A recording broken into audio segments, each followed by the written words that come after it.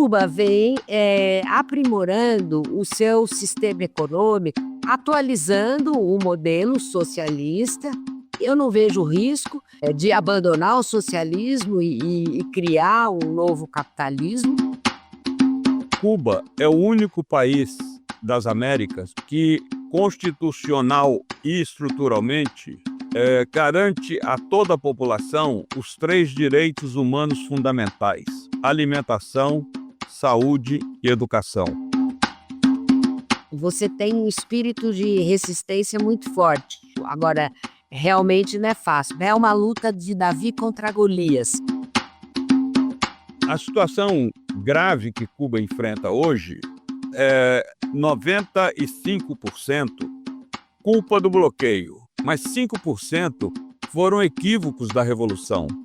E eu queria apontar 2 equívocos que a Revolução cometeu.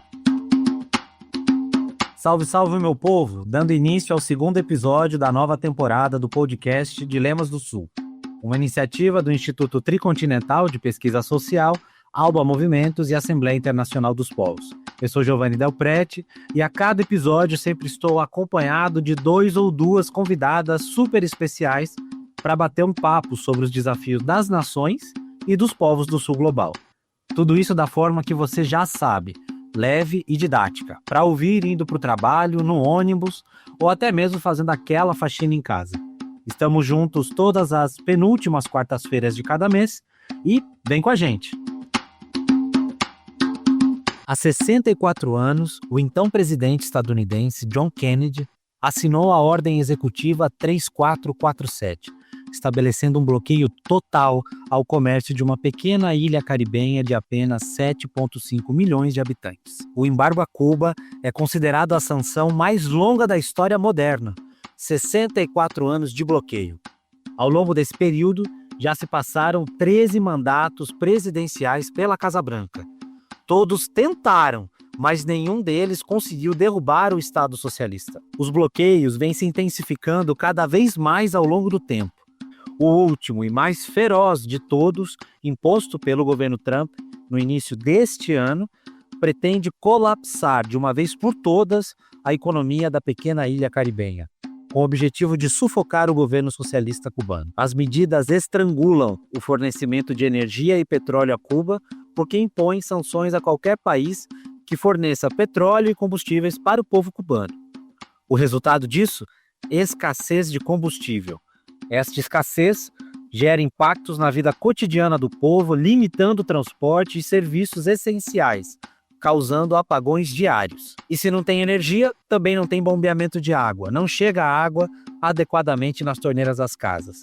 Se não tem energia, também não tem hospitais e escolas funcionando. Não tem coleta de lixo, tudo fica mais difícil.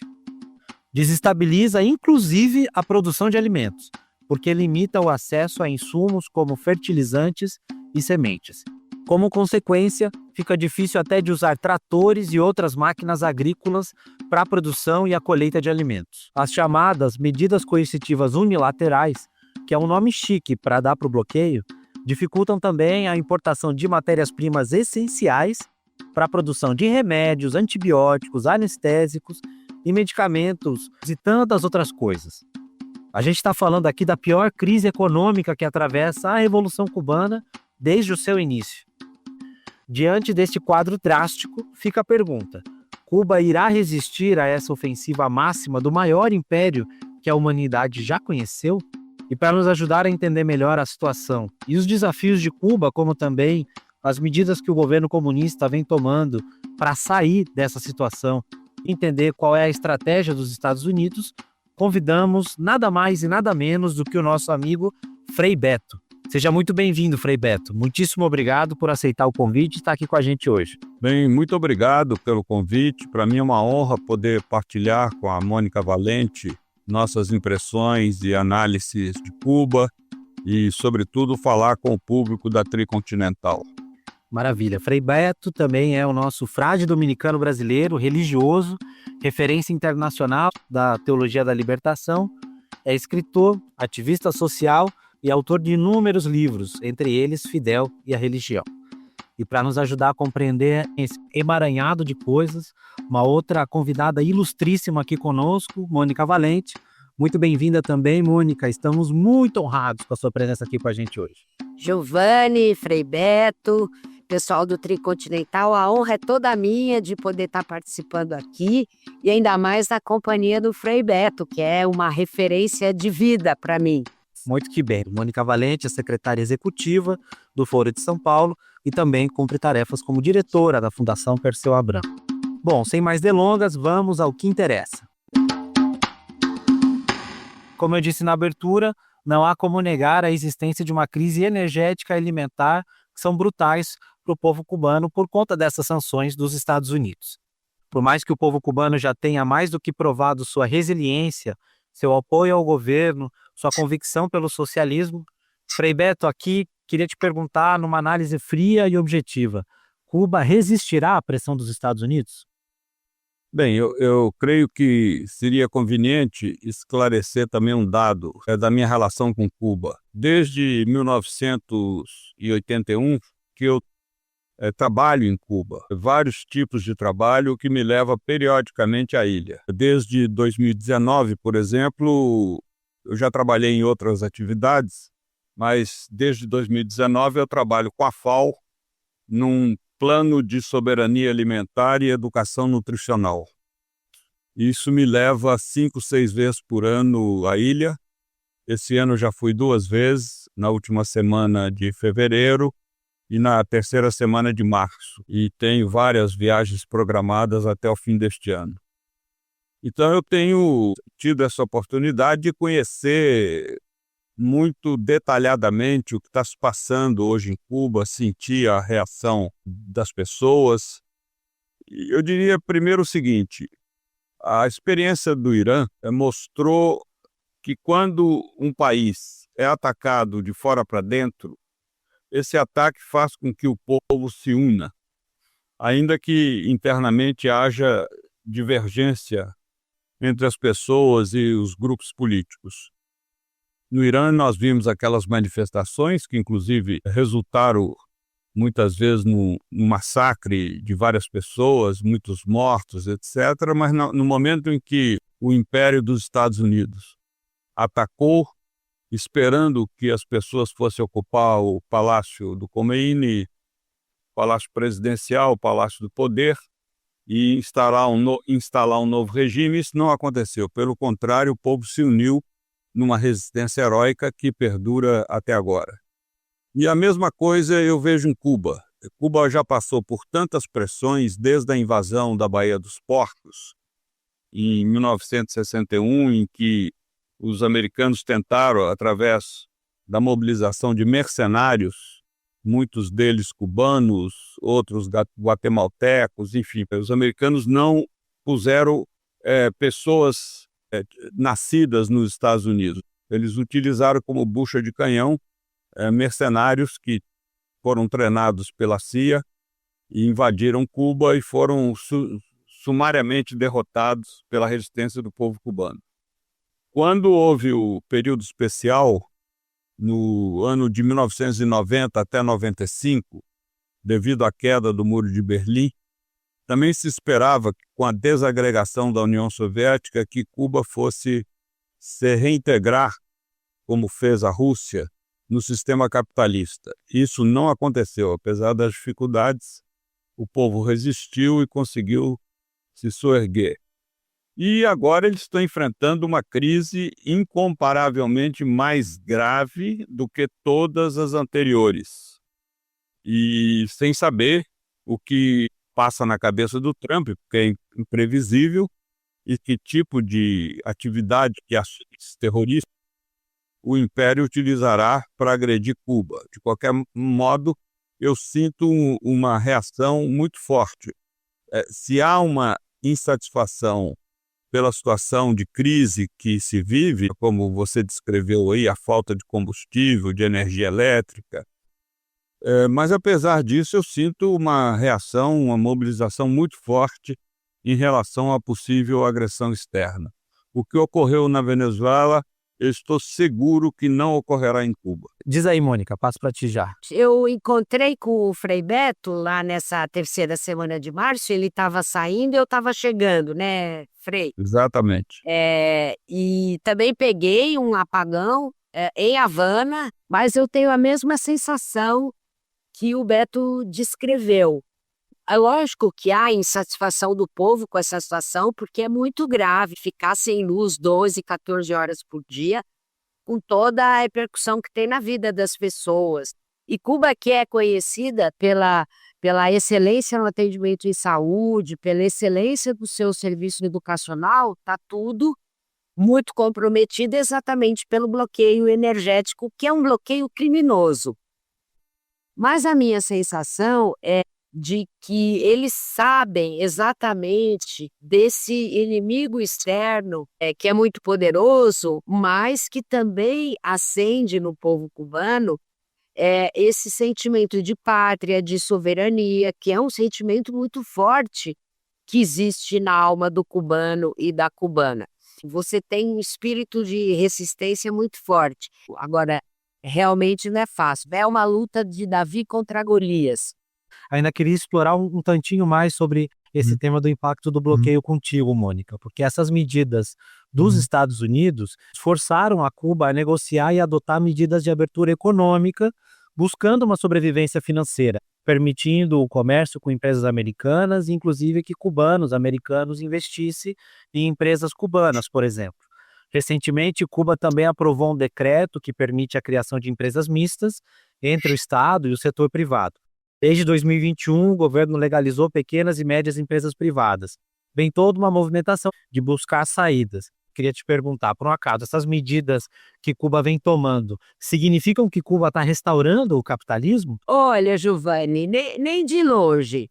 A primeira coisa que eu queria dizer é que já faz alguns anos, eu acredito desde 2013, 2014, Cuba vem aprimorando o seu sistema econômico. Eu me lembro, logo que eu comecei a responder pela área internacional do PT, eu visitei Cuba e eles estavam numa discussão com a ilha inteira, com toda a população, dos novos lineamentos econômicos.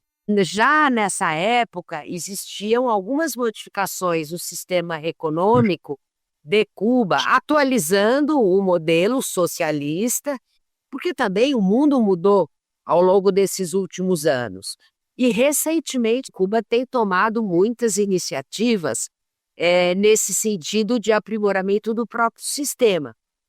Por exemplo, você tem a experiência chinesa, que é uma experiência socialista, mas de alta regulação do Estado, forte participação e planejamento estatal estratégico na vida econômica daquele país, preservando o bem-estar de todos, a capacidade do Estado de regular o setor privado, ou seja, Cuba também busca os seus caminhos. Agora, uma coisa que é muito difícil para qualquer país é se ele está totalmente bloqueado, se nenhum país pode investir lá, porque corre o risco de sofrer sanções internacionais e não conseguir mais negociar pelo sistema bancário internacional, que é a ameaça dos Estados Unidos. Como é que você aprimora qualquer sistema econômico? Então é muito injusto e muito cruel. E é o povo cubano que tem que discutir que caminho que vai seguir. Eu não vejo risco de abandonar o socialismo e criar um novo capitalismo. No mundo moderno, nós temos que nos atualizar em relação aos desafios, mas Cuba tem um potencial criativo, científico e tecnológico invejável. Durante a pandemia, eles foram um dos poucos países que desenvolveram vacina contra a Covid, gente. Eles criaram 5 vacinas. 5 vacinas. Então, é um sistema que permite e investe em ciência e tecnologia para isso. Agora, eu queria dizer uma coisa, Beto, e também pedir para o Beto comentar, que quando eu estava lá em Cuba, a gente conversou sobre essas negociações que estavam em curso entre interlocutores estadunidenses e cubanos. E o que eu senti lá foi uma postura muito soberana e muito altiva e ativa. É o seguinte: nós topamos negociar temas econômicos, mas nós não negociamos a nossa soberania política e a decisão do povo cubano em relação aos seus próprios sistemas políticos.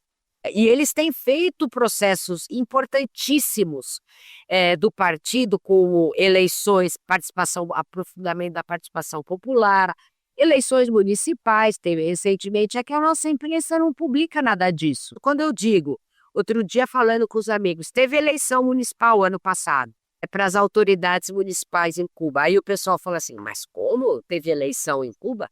Sim, tem eleição em Cuba, é no modelo deles, não é no modelo da democracia liberal, mas tem. E só pegar esse gancho da Mônica e perguntar para o Frei Beto, tem democracia em Cuba?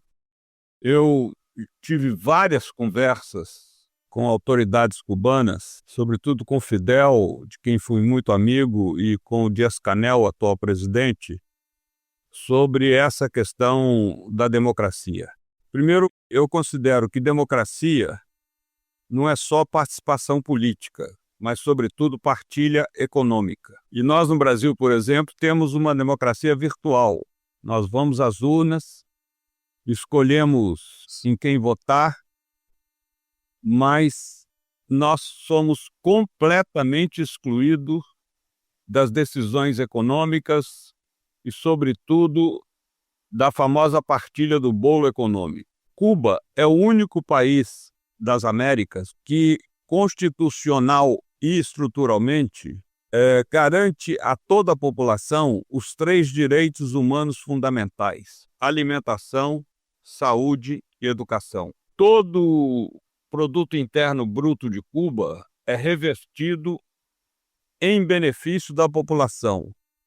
A revista Forbes, anos atrás, fez um levantamento nos paraísos fiscais de fortunas de vários chefes de Estado e não encontrou absolutamente nenhum cubano com fortuna em paraíso fiscal, muito menos da família Castro. Ou seja, o progresso cubano é todo revertido para beneficiar a população. Então eu diria que Cuba tem uma democracia muito mais aprimorada do que a nossa democracia aqui. Porque se você me perguntar o que eu mais quero, garantir o pão nosso de cada dia, ou ir votar a cada 2 ou 3 anos, eu diria que eu quero primeiro garantir o pão nosso de cada dia. Porque se eu não tiver uma vida digna, de que vale eu ficar incensando uma democracia da qual eu não usufruo nenhum benefício material, nenhum benefício econômico? Eu tenho um princípio, Giovanni, que é o seguinte: muitas pessoas perguntam, você não tem críticas à Revolução Cubana? Eu digo, tenho muitas. E quais são? Não, eu tenho um princípio.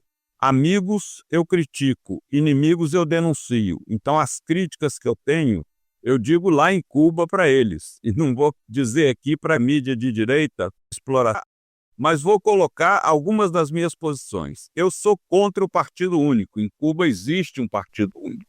Eu sou a favor do pluripartidarismo. Porém, e esse porém é fundamental, que nenhum partido seja aceito se no seu estatuto, no seu programa, ele defende a apropriação privada da riqueza, apropriação privada do capital.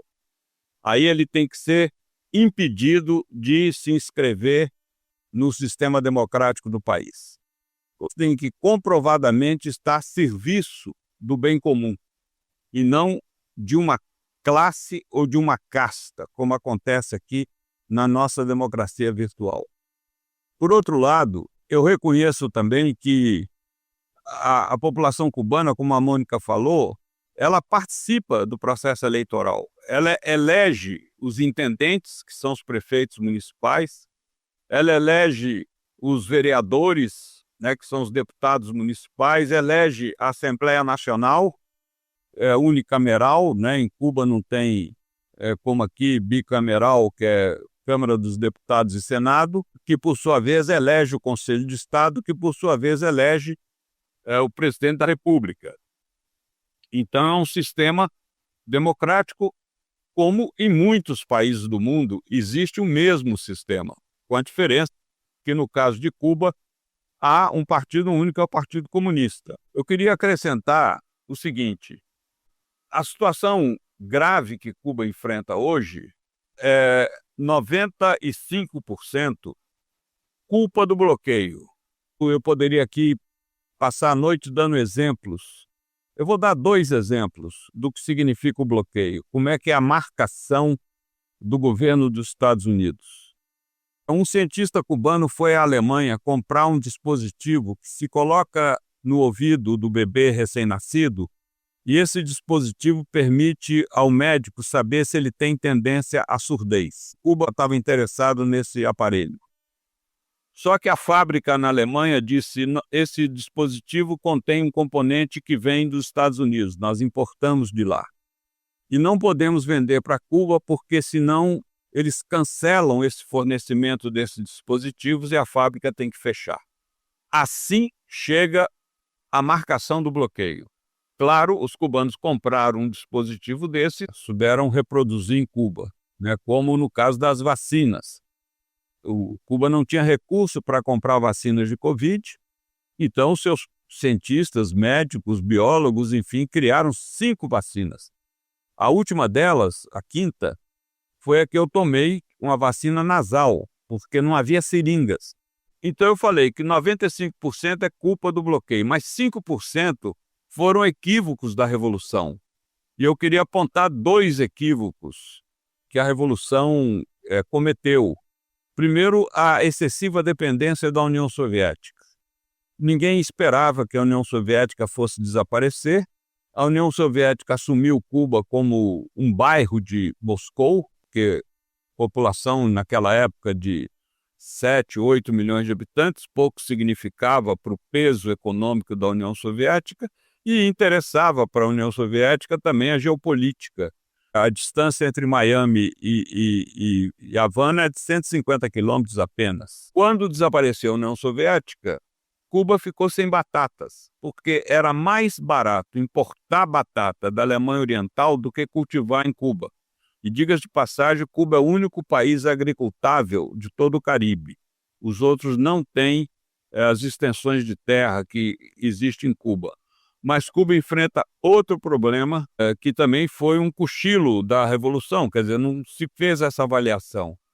Ao propiciar o filho do camponês acesso à universidade, o filho do camponês foi para a universidade e não voltou, porque ele não foi estudar agronomia, ele não foi estudar zootecnia, ele foi estudar medicina, ele foi estudar advocacia, economia. É complicado. É evidente que no trabalho que eu estou fazendo com a FAO, a gente tenta substituir essas importações, mas para isso exigem recursos, e os recursos são muito precários. Muitos países, inclusive o Brasil, têm ajudado. E não digo só na questão de remessa de alimentos, porque alimento é uma coisa que chega e acaba amanhã, é como dar um prato de comida a um morador de rua. Inclusive os técnicos brasileiros do IBAMA e outras entidades aqui têm ajudado muito Cuba na questão de agricultura. E a China, sobretudo, tem ajudado muito com energia solar, energia eólica para o desenvolvimento agrícola.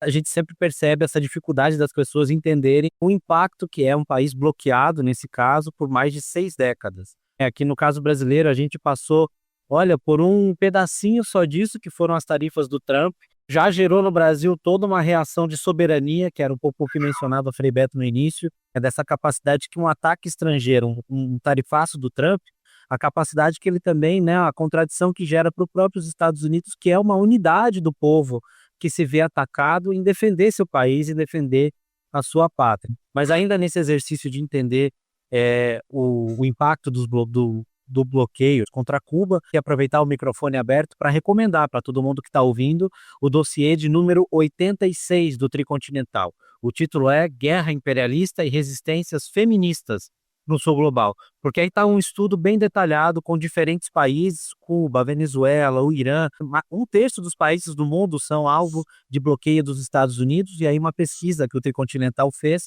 para levantar esses impactos diretos, que apenas entre 2019 e 2020, a falta de combustível dificultou o plantio de mais de 12 mil hectares de arroz em Cuba, né, gerando uma perda de mais de 30 mil toneladas desse cereal. A escassez de combustível também impediu a produção de 2 milhões de litros de leite. e 481 toneladas de carne. A falta de fertilizantes e pesticidas, o que também tem a ver com o tema do petróleo, levou a uma queda de nada menos que 40% no rendimento histórico de diversas culturas do país. Em comparação com 2019, a produção de arroz diminuiu 81%, de ovos 61% e de leite 49%. Eu gosto de citar esses dados aqui, eu trago eles para a nossa conversa, porque às vezes é difícil do povo entender esse impacto que o bloqueio tem na vida de uma população. É impressionante. Quem quer ter acesso a esse estudo, só olhar no link da descrição desse episódio, e aí você pode ver país a país, estudar mais, também ser material de discussão. Assunto é o que não falta aí também pelas nossas produções. Queria perguntar para a Mônica agora, Mônica, a gente já falou bastante do bloqueio, mas queria te perguntar, Cuba nunca ameaçou nenhum país do mundo, muito menos os Estados Unidos. O que explica essa ofensiva histórica dos Estados Unidos contra a ilha? O que é que está por trás desse endurecimento do Trump contra o regime socialista? Primeiro, é muito difícil a gente entender a cabeça do Trump, que a gente sabe de maneira geral, é o perfil político de extrema-direita que ele representa e o seu afã de ser o dono do mundo. Tem aspectos políticos de extrema-direita, mas tem também, na minha opinião, eu sou psicóloga de formação, às vezes eu acho que tem uma psicopatia embutida. Vocês viram o que ele recentemente falou sobre o Irã, destruir uma civilização inteira. Inclusive tem setores dos Estados Unidos questionando a sanidade mental dele. Mas o que eu acho que tem uma coisa que pode nos dar algumas pistas, primeiro, os compromissos políticos dele com o secretário que ele escolheu para secretário de Estado, que é o Marco Rubio, que é descendente de cubanos. Os pais dele saíram de Cuba na época, os avós, da época da Revolução, eram aquela elite cubana que sobrevivia da exploração do povo cubano e que com a Revolução Socialista fugiu de Cuba, saiu de Cuba, não sem antes levar bastante dinheiro e bastante coisa que eles tinham a acumular. Marco Rubio é descendente, que eles hoje chamam de cubano-americanos, e é um cara que se fez politicamente no estado ali em Miami, Flórida, no discurso ideológico de ser um anticastrista, um anticubano. Então, esse compromisso o Trump tem, porque o nomeou como secretário de Estado. Segundo, eu acho que é uma disputa ideológica que o Trump tenta estabelecer no mundo com relação aos modelos de sociedade e de economia, né? O Trump representa o ultraneoliberalismo. A gente critica o neoliberalismo porque a gente diz que o neoliberalismo é diminuir o Estado para colocar ele a serviço do mercado, né? O Trump, ele vai além, o Trump, o Milley e outros, que é mais do que colocar o Estado a serviço do mercado, desregular ou deixar o mercado, é colocar as empresas no poder. Então você vê tudo o que acontece com a Venezuela é porque o Trump está interessado no petróleo e para as empresas petroleiras estadunidenses que ajudaram ele a se eleger. Eu acho que tem uma disputa ideológica, além dos interesses, vamos dizer, locais do Marco Rubio e tudo mais, mas uma disputa ideológica nessa postura estadunidense. Mas eu queria comentar uma outra coisinha que o Beto estava falando, que é um pouco a gente pensar, é lógico que os governos e os países e os partidos erram, né? Ele apontou dois do que ele considera erros da Revolução. Mas o que a gente tem que ressaltar é a capacidade e o direito de cada povo de errar e acertar por sua própria conta. A Cuba nunca fez mal para ninguém, muito menos para os Estados Unidos. O que tem os Estados Unidos a ver com o modelo que o povo cubano escolhe? Se a gente não entender que a libertação do povo, o caminho que cada povo escolhe é um caminho soberano, que ninguém tem nada a ver com isso, e muito menos um império como os Estados Unidos, a gente vai achar que nós sempre temos uma fórmula perfeita e os outros estão errados. Não, é por isso que a Constituição brasileira ela respeita dois princípios, a autodeterminação dos povos e a soberania. Isso é muito importante, principalmente nesse momento dessa confusão e desse cenário mundial, onde nada mais disso é respeitado. Vê pelo o Trump sequestra o presidente da Venezuela, invade o Irã, faz um acordo com Israel para bombardear o sul do Líbano, que não tem nada a ver com essa história, nem de depois de ter feito todo o genocídio em Gaza e continuar. Se a gente não valorizar o que a humanidade construiu de melhor, que é o respeito à autodeterminação dos povos, a soberania, as mínimas regras internacionais, vai ser o fim do mundo. Por isso que eu acho que a situação de Cuba tem que sempre nos inspirar, não só a solidariedade, mas também a defender esses valores. Cada povo vai encontrar o seu caminho. Bom, agora a gente termina esse nosso primeiro bloco, que tinha que ver exatamente com o tema das sanções, da democracia e da resistência do povo cubano.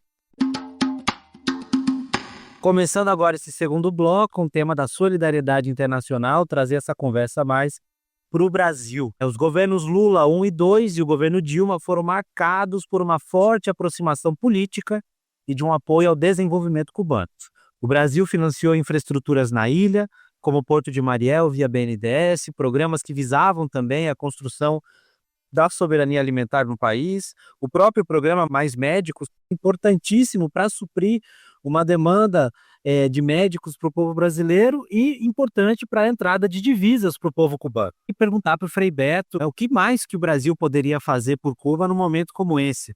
Bem, eu diria o seguinte, Giovanni. Primeiro, o Brasil tem feito muito por Cuba, muito. Eu tenho acompanhado de perto. Eu diria até o seguinte, tem feito mais do que num ano eleitoral convém anunciar. Segundo, o Brasil não pode enviar petróleo a Cuba porque o Fernando Henrique privatizou uma parte da Petrobras e as ações da Petrobras circulam pela Bolsa de Nova York.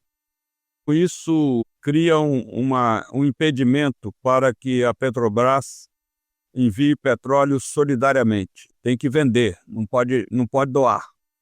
Mas o Trump, como nós sabemos, é submisso ao Putin. Nenhum de nós jamais encontrou, pode pesquisar à vontade, qualquer crítica do Trump ao Putin.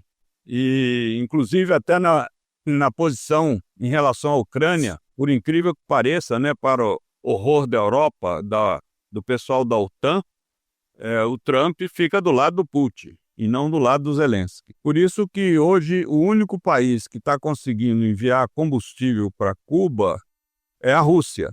Já chegou um navio a semana passada com 720 mil barris de petróleo e outro navio está a caminho. É muito pouco, é paliativo, mas já é alguma coisa, melhor do que nada para um país que consome 100 mil barris de petróleo por dia. Devo dizer que Cuba consegue produzir 40 mil.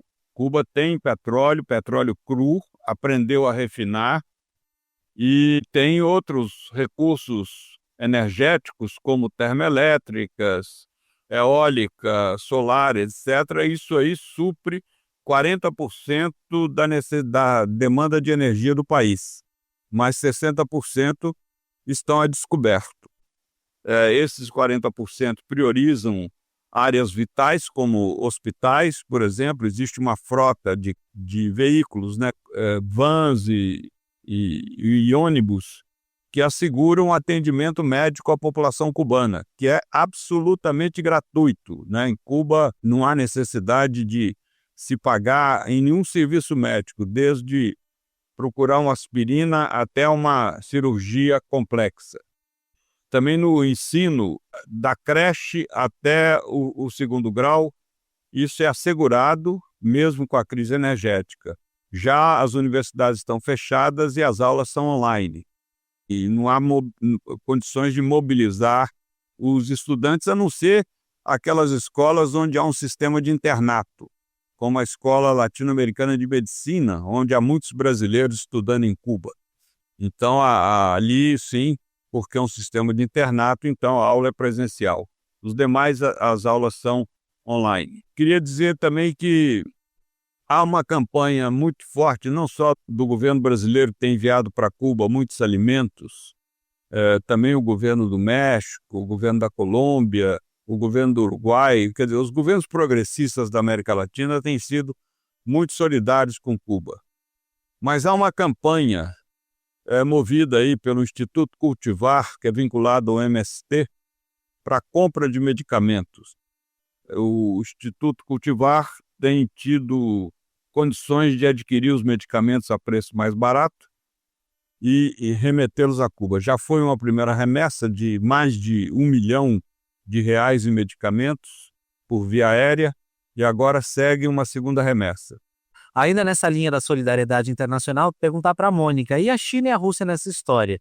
Recentemente, a Rússia mandou um petroleiro com um pouco mais de 700 mil barris de petróleo, muito bom, muito bacana, mas em condições normais, isso supriria apenas uma semana da demanda cubana, como mencionava o Frei Beto.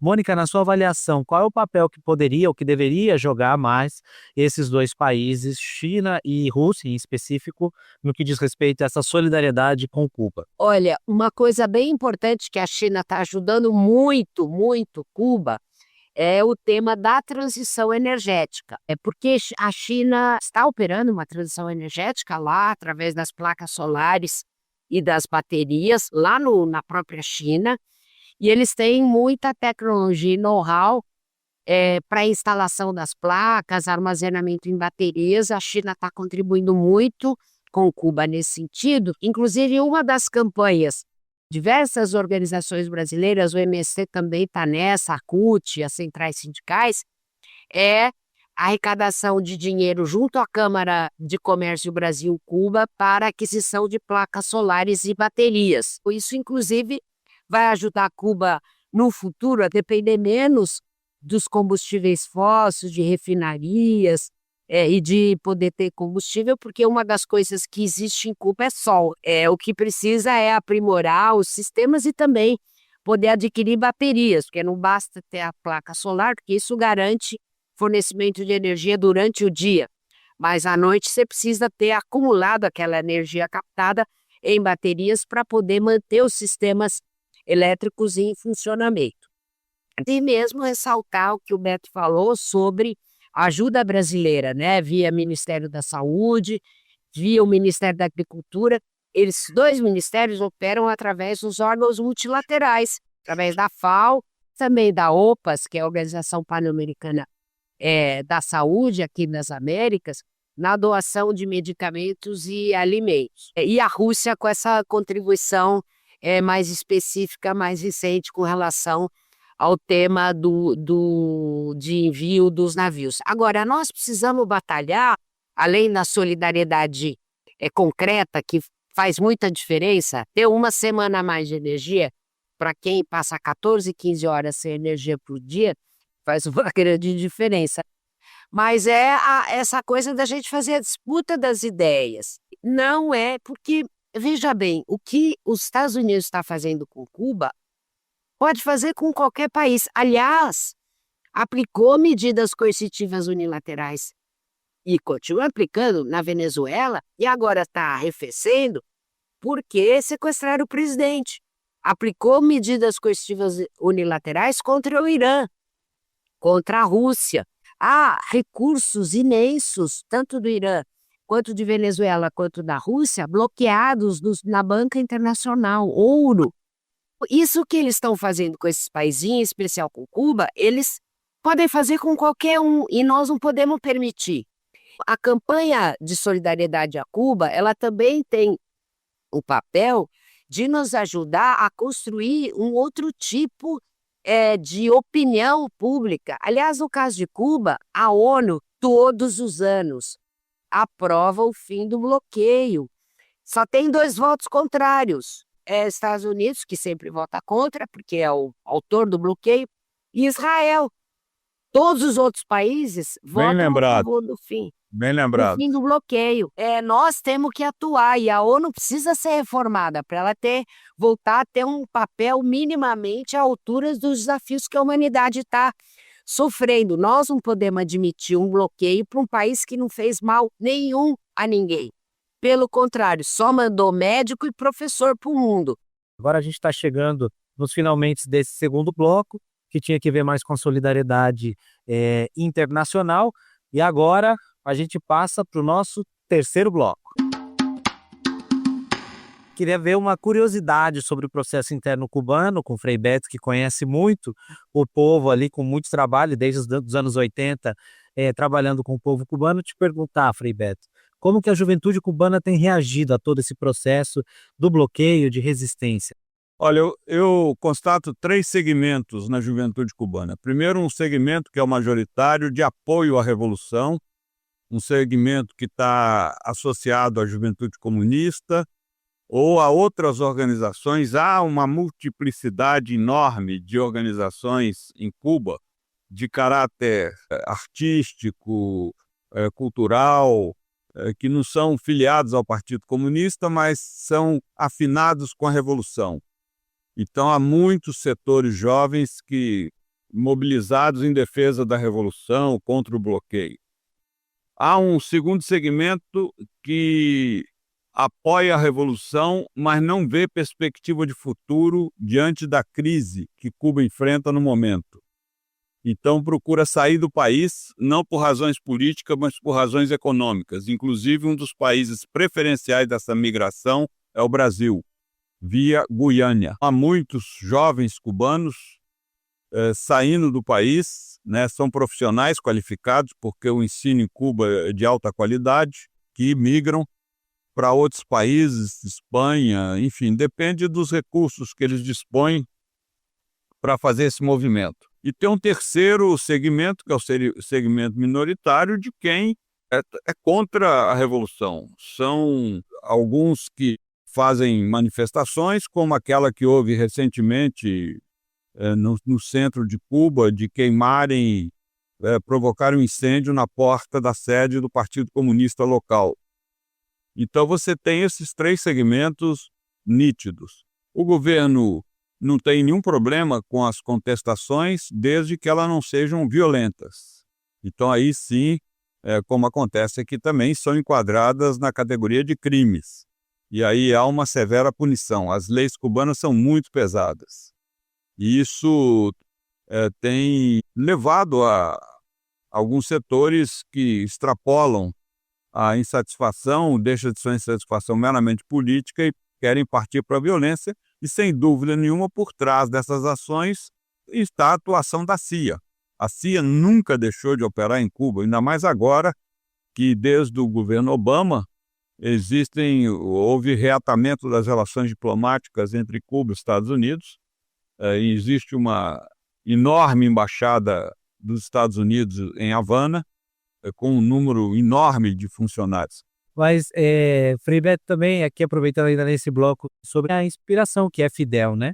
Toda a sua amizade também com o Fidel, que ela é ímpar, é histórica. Você conheceu muito bem o Fidel e tinha uma relação pessoal com uma das figuras mais importantes da história, um dos maiores revolucionários dos nossos tempos. E esse ano a gente celebra 2 datas bastante simbólicas, né? Tanto 10 anos da sua partida, mas também os 100 anos de Fidel, né? O centenário de Fidel. O que você tem a dizer sobre o Fidel? O que significa o Fidel para os dias atuais? Que anedota, que cuento você poderia compartilhar com a gente aqui sobre as suas andanças e sonhos com o Fidel? Sem dúvida, Fidel se destaca entre um dos principais líderes mundiais do século XX. E seguramente o único chefe de Estado de um país de dimensões tão pequenas quanto Cuba, de projeção internacional permanente. O que significa isso? Cada vez que o Fidel espirrava, o mundo o escutava. Não havia nada que ele fizesse que fosse assumido com indiferença na opinião pública internacional. Então, realmente, um peso extremamente fantástico, não só por resistir há tantos anos à agressão dos Estados Unidos e ousar manter ali uma pátria independente, soberana, a única de toda a América Latina e do Caribe, mas também a contribuição que Cuba deu à libertação de vários países. E aí eu ressalto, sobretudo, 3 exemplos: Angola, Namíbia e o fim do racismo na África do Sul. Cuba teve um papel determinante nesses 3 passos libertadores na África. E, por outro lado, eu queria lembrar às pessoas que não conhecem e gostariam de conhecer mais intimamente o Fidel, não só aqui no Brasil, há várias biografias de qualidade, mas a entrevista que ele me concedeu, que está no livro Fidel e a Religião, da Companhia das Letras. É uma longa entrevista em que ele fala da formação dele, da juventude, dos estudos na universidade e também da questão religiosa, não só em Cuba, como no mundo em geral, a postura dos países socialistas em relação ao tema da religião, etc. É uma entrevista muito esclarecedora que foi publicada em mais de 30 países, em 23 idiomas, até onde eu consegui contar. Giovanni, aí, eu Mônica. queria, falando sobre Fidel e o centenário dele, eu queria dar uma dica, principalmente para a moçada mais jovem aí, para procurar na internet o discurso que o Fidel fez aqui no Brasil, na chamada Eco 92, que foi a precursora aí das COPs. O Rio 92 foi uma conferência sobre o clima. Foi feita aqui no Rio de Janeiro, em 1992, e o Fidel veio. Queria recomendar para a nossa moçada para buscar o discurso que ele fez.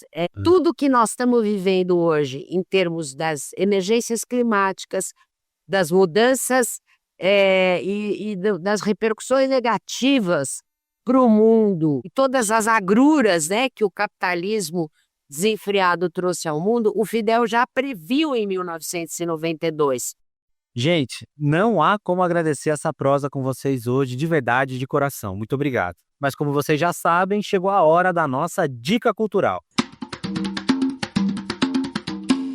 E o que não falta é conteúdo interessantíssimo sobre esse tema. Mais interessante ainda é saber o que a Mônica Valente e o Frei Beto têm a sugerir. A Mônica já deu um spoiler aí de um excelente discurso do Fidel para o povo assistir, mas queria saber também que mais que falta a gente indicar para todo esse conteúdo interessantíssimo que a gente está falando hoje. Estou começando com a Mônica. Qual a indicação que você tem, Mônica, de livros, estudos, filmes, séries? O livro do Beto, Fidel e a Religião, é uma obra-prima. Obrigado.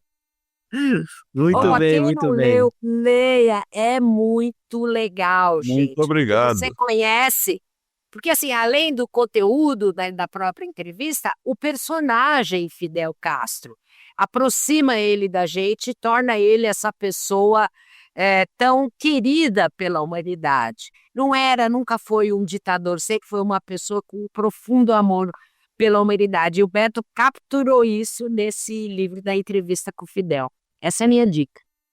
Muito que bem. Fidel e a Religião, dica de Mônica Valente.